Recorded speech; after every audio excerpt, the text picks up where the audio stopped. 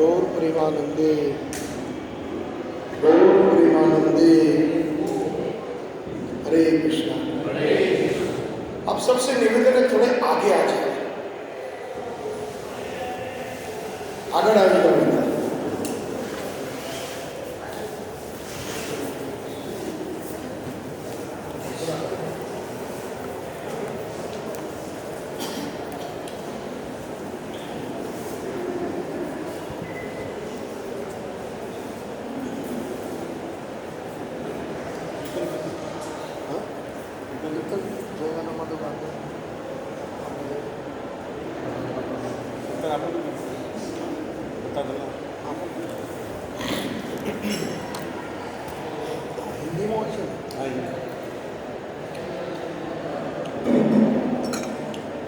जय Radha Madhav Kunj Bihari.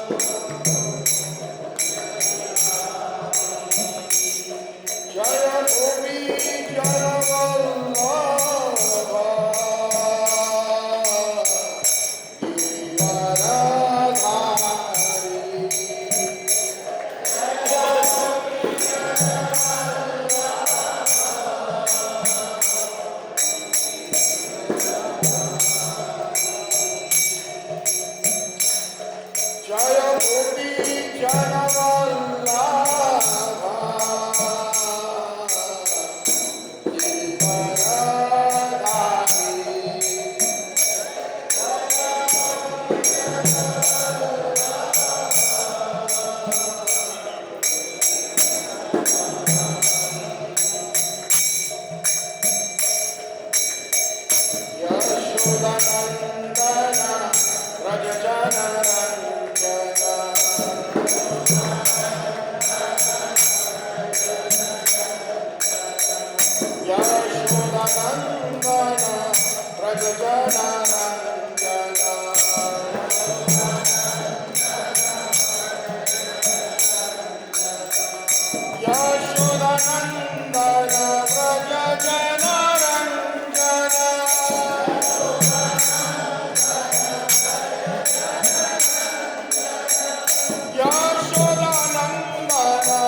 Vrajajana Ranjana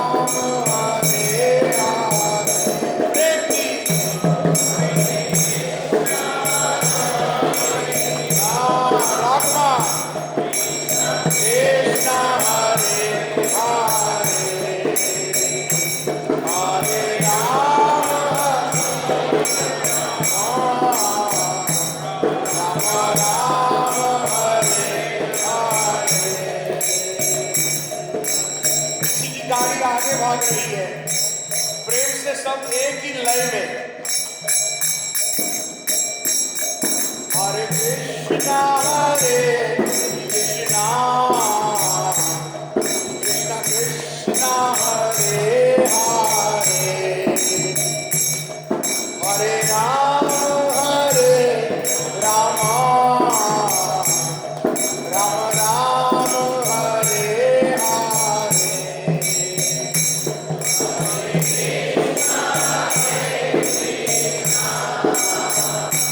Krishna Krishna Hare Hare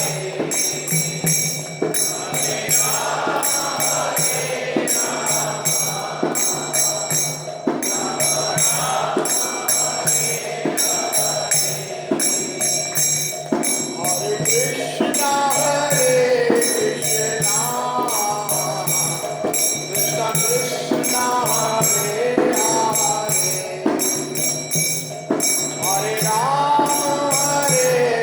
Ram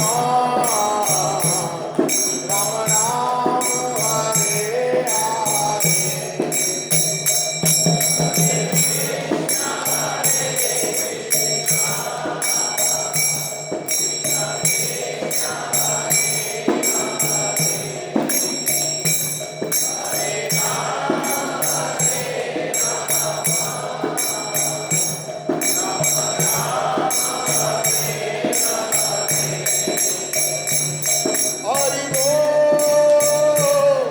Hari बोल निताई गौरा हरि बोल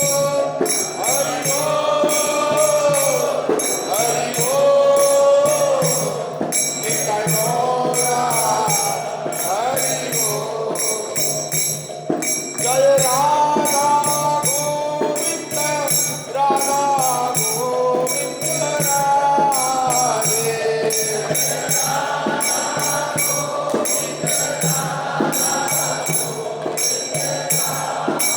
जय श्रीनाथ जी जय गोपाल जी श्रीनाथ जी जय गोपाल जी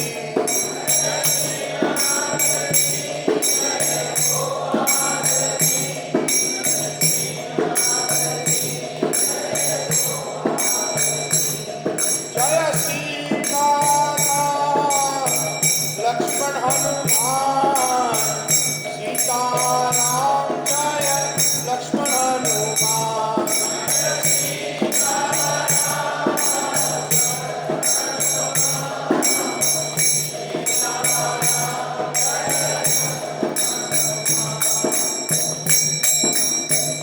जय राधा गोविंद राधा गोविंद राधे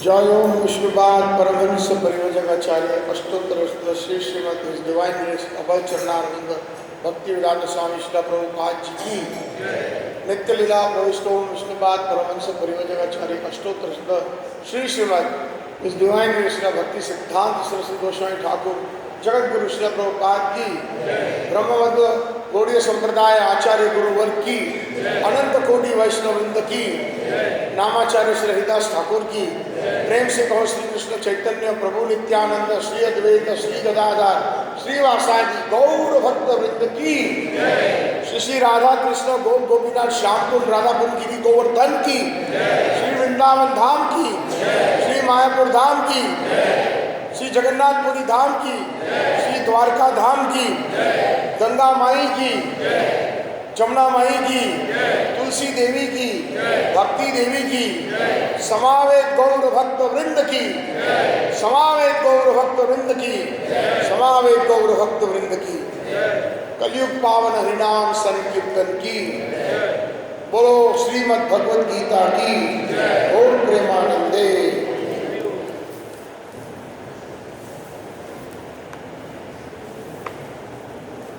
ओम नमो भगवते वासुदेवाय। ओम नमो भगवते वासुदेवाय। ओम नमो भगवते वासुदेवाय।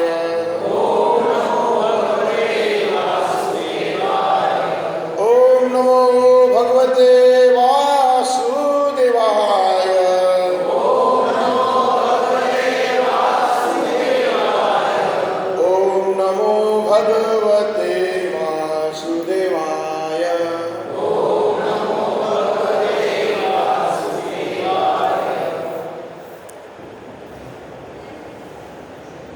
तो मुझे ये बताया गया कि आज आपके क्रम अनुसार भगवद गीता में अध्याय 2 और श्लोक नंबर 7।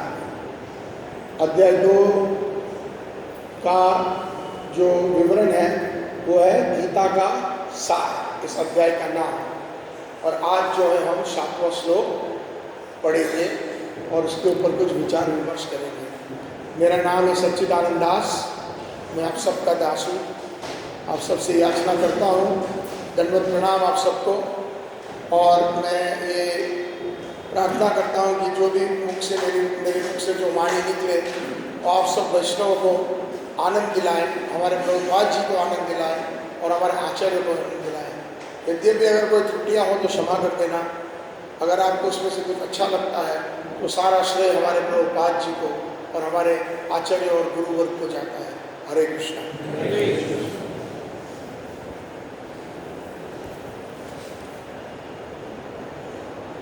तो श्लोक का उच्चारण भी करते हैं ना आप यहाँ, जब आप श्लोक पढ़ते हो कैसे करते हो?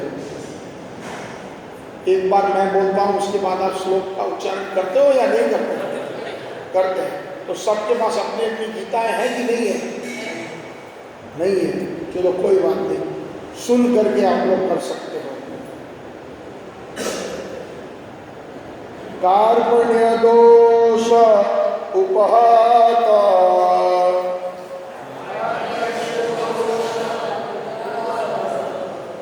स्वभाव कार्पण्य दोष उपहत स्वभाव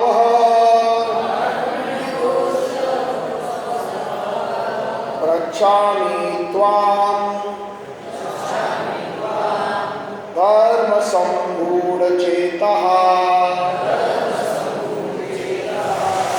धर्म सम्मूढ़ चेतः यच्छ्रेयः स्यात् निश्चितम् यश्श्रेयः स्यात् निश्चितम् ब्रूहि तन्मये ब्रूहि तन्मये शिष्यस्ते अहम् शिष्यस्ते अहम् शाधि माम्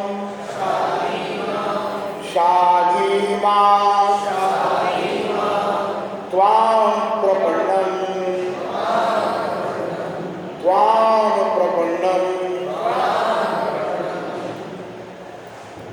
शब्द अनुवाद श्रील प्रभुपाद द्वारा श्रील प्रभुपाद जी की कार्पण्य सब लोग बोलिए कार्पण्य कृपणता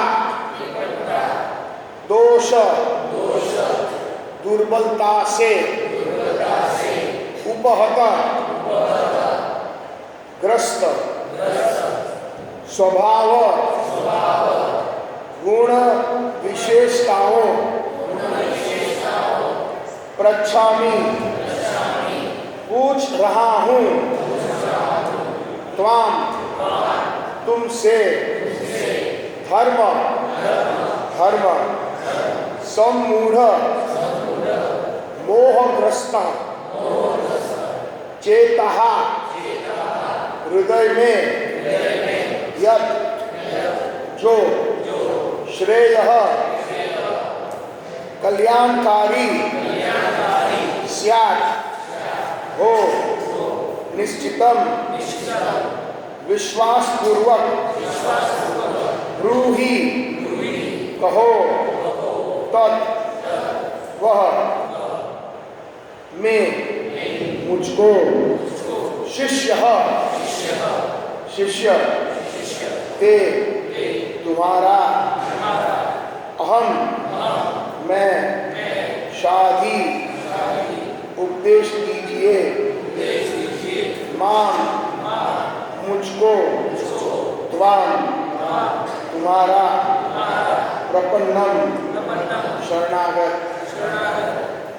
श्लोक का अनुवाद हिंदी में। अब मैं अपनी कृपण दुर्बलता के कारण अपना कर्तव्य भूल गया हूँ और सारा धैर्य खो चुका हूँ। ऐसी अवस्था में मैं आपसे पूछ रहा हूँ कि जो मेरे लिए श्रेयस्कर हो उसे निश्चित रूप से बताएं। अब मैं आपका शिष्य हूँ और आपका शरणागत हूँ, कृपया मुझे उपदेश दें। भावार्थ तात्पर्य श्रील प्रभुपाद द्वारा श्रील प्रभुपाद जी की यह प्राकृतिक नियम है कि भौतिक कार्यालाप की प्रणाली ही हर एक के लिए चिंता का कारण है। पग पग पर उलझन मिलती है, अतः प्रमाणिक गुरु के पास जाना आवश्यक है जो जीवन के उद्देश्य को पूरा करने के लिए समुचित पथ निर्देश दे सके। समग्र वैदिक ग्रंथों हमें यह उपदेश देते हैं कि जीवन की उन चाही उलझनों से मुक्त होने के लिए प्रमाणिक गुरु के पास जाना चाहिए। ये उलझनें उस दावाग्नि के समान है जो किसी के द्वारा लगाए बिना धमक उठती है। इस प्रकार विश्व की स्थिति ऐसी है कि किंतु फिर भी वह लगती है और हम अत्यधिक व्याकुल हो उठते हैं। अतः वैदिक वाणमय उपदेश देता है कि जीवन की उलझनों को समझने तथा उनका समाधान करने के लिए हमें परस्परागत गुरु के पास जाना चाहिए। जिस व्यक्ति का प्रमाणिक गुरु होता है वह सब कुछ जानता है। अतः मनुष्य को भौतिक उलझनों में न रहकर गुरु के पास जाना चाहिए। यही इस श्लोक का तात्पर्य है। आखिर भौतिक उलझनों में कौन सा व्यक्ति पड़ता है? वह जो जीवन की समस्याओं को नहीं समझता। बृहदारण्यक उपनिषद में ये श्लोक है। व्याकुल व्यग्र मनुष्य का वर्णन इस प्रकार हुआ है। यो वा अतक्षरम गार्गय विदित्वा स्मालो लोकात् प्रैति स कृपणः। कृपण वह है जो मानव जीवन की समस्याओं का हल नहीं करता है और आत्मा साक्षात्कार के विज्ञान को समझे बिना कुकुर सुकुर की भांति इस संसार को त्याग कर चला रहा है। जीव के लिए यह मनुष्य जीवन अत्यंत मूल्यवान निधि है, जिसका उपयोग वह अपने जीवन की समस्याओं को हल करने में कर सकता है। अतः जो इस अवसर का लाभ नहीं उठाता वह कृपण है। ब्राह्मण इसके विपरीत होते हैं, जो इस शरीर का उपयोग जीवन की समस्त समस्याओं को हल करने में करता है। या एतत् अक्षरम गार्गिम विदित्वा स्माल लोक प्रैति स ब्राह्मण। देहात्म मूर्ति वश कृपण का कंजूस लोग अपना सारा समय परिवार, समाज, देश आदि के अतिरिक्त प्रेम में गंवा देता है। मनुष्य प्रायः चर्म रोग के आधार पर अपने पारिवारिक जीवन अर्थात पत्नी, बच्चे तथा परिजनों में आसक्त रहता है। कृपण यह सोचता है कि वह अपने परिवार को मृत्यु से बचा सकता है, अथवा यह सोचता है कि उसका परिवार या समाज उसे मृत्यु से बचा सकता है। ऐसी पारिवारिक आसक्ति निम्न पशुओं में भी पाई जाती है, क्योंकि वे भी बच्चों की देखभाल करते हैं। बुद्धिमान होने के कारण अर्जुन समझ गया था कि पारिवारिक सदस्यों के प्रति उसका अनुराग तथा मृत्यु से उनकी रक्षा करने की उसकी इच्छा ही उसकी उलझनों का कारण है। यद्यपि वह समझ रहा था कि युद्ध करने का कर्तव्य उसकी प्रतीक्षा कर रहा है, किंतु कृपण दुर्बलता कार्पण्य दोष के कारण वह अपना कर्तव्य नहीं निभा रहा था।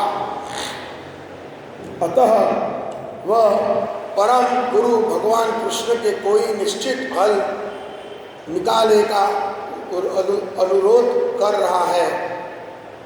वह कृपण का शिष्यत्व ग्रहण करता है।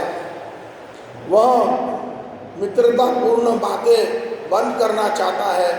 गुरु तथा शिष्य की बातें गंभीर होती है और अब अर्जुन अपने मान्य गुरु के समक्ष गंभीरता पूर्वक बातें करना चाहता है। इसीलिए कृष्ण भगवद गीता ज्ञान के आदि गुरु हैं और अर्जुन गीता समझने वाला प्रथम शिष्य है। अर्जुन भगवद गीता को किस तरह समझता है यह गीता में वर्णित है। तो भी मूर्ख संसारी विद्वान बताते हैं कि किसी को मनुष्य रूप कृष्ण की नहीं बल्कि अजन्मा कृष्ण की शरण ग्रहण करनी चाहिए। कृष्ण के अंतः तथा बाह्य में कोई अंतर नहीं है। इस ज्ञान के बिना जो भगवद गीता को समझने का प्रयास करता है वो सबसे बड़ा मूर्ख है। तो आज का एक श्लोक दोबारा एक बार पढ़ लेता हूँ। उसका अर्थ, अब मैं अपनी कृपण दुर्बलता के कारण अपना कर्तव्य भूल गया हूँ और सारा धैर्य खो चुका हूँ। ऐसी अवस्था में मैं आपसे पूछ रहा हूँ कि जो मेरे लिए श्रेयस्कर हो उसे निश्चित रूप में बताएं। अब मैं आपका शिष्य हूँ और आप शरणागत हो, आपका शरणागत हूँ, कृपया मुझे उपदेश दें। बोलो भगवद गीता की।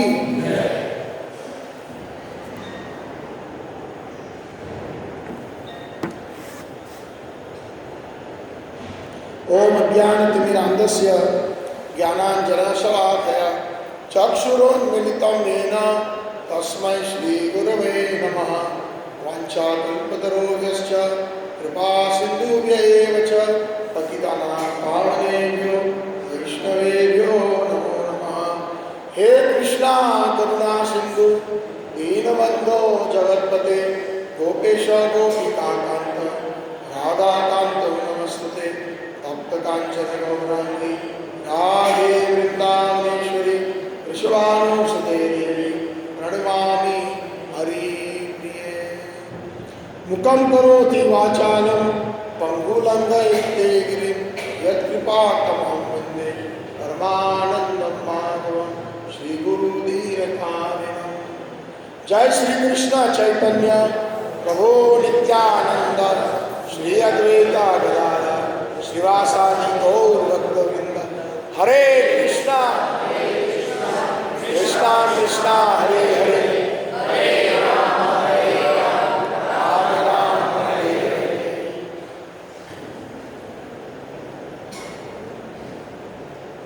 तो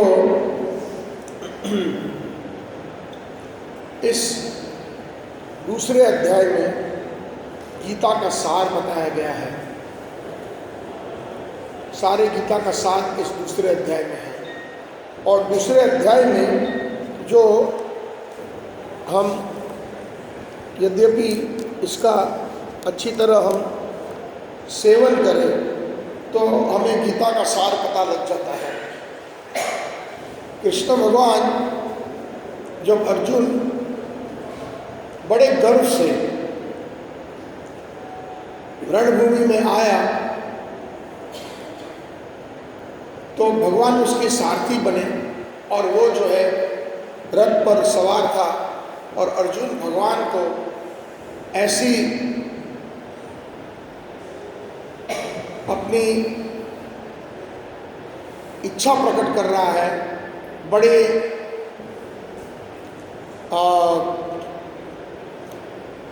बड़ी कॉन्फिडेंस के साथ कह रहा है भगवान को, आप ऐसी जगह रथ को खड़े रखना, मुझे देखना है कि कौन मेरे सामने योद्धा है।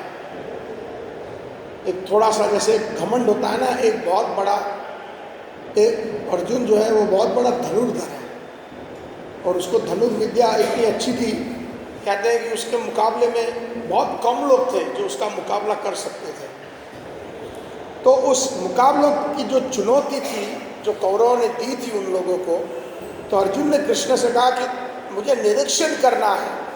जो पहला अध्याय है वो जो है युद्ध भूमि का निरीक्षण, ये पहले अध्याय का नाम है।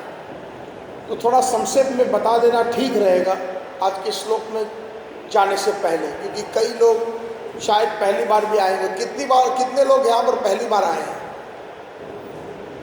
ठीक है, तो एक दो हाथ ऊपर हो रहे हैं, तो उनके और हमारे सब के लिए कुछ इम्पॉर्टेंट पॉइंट्स हैं, जो प्रमुख बातें हैं, तो बार बार सुनने से वो हमारे लिए, हमारे चित्त के लिए अच्छा होता है। तो ऐसा उसने एक तरह से घमंड दिखाया और कृष्ण को आदेश दिया। जो पूर्ण पुरुषोत्तम भगवान है वो अपने सारथी बने, जैसे कोई ड्राइवर को आदेश देता है कि चलो यहाँ चलो, वहाँ चलो, लेफ्ट करो, राइट करो। तो इस तरह से उसने भगवान को आदेश दिया, ऐसी जगह खड़ी रखो, इस रथ को खड़ा रखो, मैं देखना चाहता हूँ कि मेरे सामने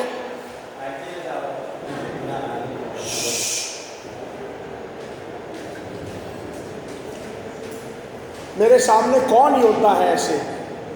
तो भगवान जो भगवान है, उन्होंने ऐसी बढ़िया जगह रथ को स्थापित किया, उन्होंने जहाँ पर अर्जुन ठीक से देख सके कि उसके गुरु द्रोणाचार्य खड़े हैं और उनके कुल गुरु कृपाचार्य खड़े हैं और उनके परदादा दादा परदादा भीष्मदेव खड़े हैं। ऐसे करके जो बड़े वरिष्ठ योद्धा थे और अर्जुन के जो गुरु, अर्जुन के जो संबंधी थे, उनके सामने उनको आकर के खड़ा कर दिया। जब अर्जुन ये देखता है तो अर्जुन जो है बड़ा, दूसरे अध्याय में पहले श्लोक से और पहले अध्याय में भी बताते हैं कि अर्जुन जो है बड़ा उसमें कमज़ोर हो जाता है अपने दादा को देख करके, भीष्म पितामह को, अपने गुरु को देख करके। तो उसको बहुत करुणा आ जाती है, उसके हृदय, उसका हृदय बिल्कुल कलेजा जो है ठंडा पड़ जाता है। जो क्षत्रियों का जो खून होता है, जो 5 मिनट पहले खौल रहा था देखने के लिए कि मेरे सामने किसकी हिम्मत है लड़ने की, वो बिल्कुल अब शांत हो गया। शांत ही ना हो गया, लेकिन जो है वो जो है बिल्कुल कमज़ोर पड़ गया और कमज़ोरता की वजह से वो उसको कहने लगा कि मुझे जो है अभी युद्ध नहीं करना है। एक जन भाई शांति जाड़ो અહીંયા આગળ ક્લાસ ચાલે છે, बिल्कुल बोलता नहीं।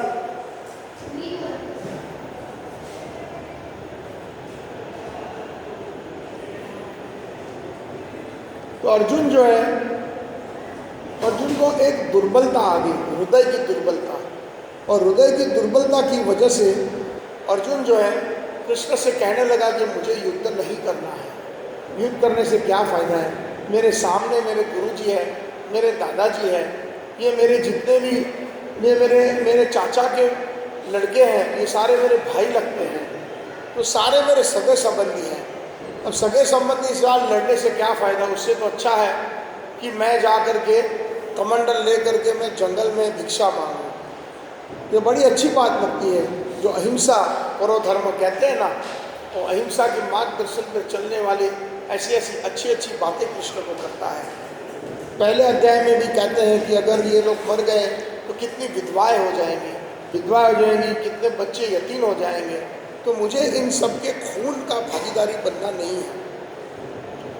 अगर मैं जीत भी लिया युद्ध, मेरे गुरुजी के खून के ऊपर, मेरे दादा के खून के ऊपर, मेरे जितने भी चचेरे भाई हैं उनके खून के ऊपर, मुझे ये जीत करके ये युद्ध मैं क्या समृद्ध पाऊंगा, मैं क्या उसमें भोग करूंगा। अगर राज्य मिल भी जाता है, ये तो बड़े दुख की बात होगी कि इतने हजारों लोगों को, करोड़ों लोगों को मार करके मैंने राज्य पाया। उससे तो अच्छा है कि मुझे राज्य ना मिले, इससे अच्छा है कि मैं युद्ध ना करूं। तो यहाँ पर हमारे प्रभुपाद जी ने सुंदर टीकाएँ दी हैं, तो इस एक एक पॉइंट को हम कोशिश करेंगे लेने के लिए। वो अपनी कृपणता और दुर्बलता के कारण वो अपना कर्तव्य भूल रहा है। कभी कभी हमारे जीवन में भी हम जब बहुत ही सेंटिमेंटल हो जाते हैं और जब हम हृदय से दुर्बल हो जाते हैं तो हम ठीक से सोच नहीं पाते। एक सिंपल सा उदाहरण अगर दे दें, यद्यपि अगर आपके घर में किसी निकट व्यक्ति की मृत्यु हुई है तो आपको सुध बुध नहीं रहती, कई दिन तक आप ठीक से खाते पीते नहीं हो, कई दिन तक आप किसी से ठीक से बात नहीं करते हो। आपका बिजनेस है या आप कोई स्टूडेंट है तो स्कूल कॉलेज या आपके होमवर्क में दिल नहीं लगता, क्योंकि आप बारंबार एक व्यक्ति के बारे में सोच रहे हो जो मर चुका है, वापस तो आने वाला नहीं है। और इसमें जो बुद्धिमत्ता ये है कि हमारा जो कर्तव्य है वो हमें करना चाहिए, लेकिन हम कर नहीं पाते हैं। इसको बोलते हैं हृदय की दुर्बलता। तो अर्जुन ने भी ये प्रकट किया, उसकी हृदय की दुर्बलता। हमारे प्रभुपाद जी ने अनुवाद किया है, वो कहते हैं कि वो अपना धैर्य खो चुका।